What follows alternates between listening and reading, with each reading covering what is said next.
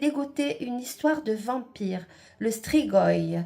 Eh bien, cette histoire se passe à Marotitinu, voilà, de Suse, et c'est en Roumanie. Donc, il s'agit de Petr Thomas. Petr Thomas est décédé. Il est enterré dans le cimetière du village. Et quelque temps après, tous les villageois ont commencé à avoir des pertes d'énergie. Des femmes disent rêver, faire des rêves étranges et au matin se trouver en totale perte d'énergie.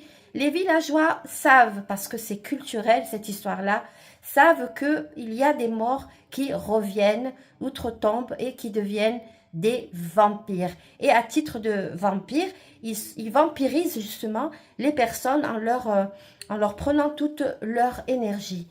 Et là, tous les regards se retournent vers la tombe de Petr Thomas. Donc, 6 villageois, par une nuit de décembre 2004, vont aller au cimetière. Ils vont déterrer le corps, ils vont ouvrir le cadavre et ils vont prendre le cœur. Que vont-ils en faire de ce cœur, me direz-vous? Eh bien, ils vont le réduire en cendres, le brûler et le mélanger à de l'eau. Et les personnes atteintes de cette perte d'énergie peuvent recouvrer la santé en buvant un petit peu de cette eau. C'est ce qui fut fait. Et en effet, les personnes se sont retrouvées encore en pleine vitalité et du coup, le sort a été conjuré.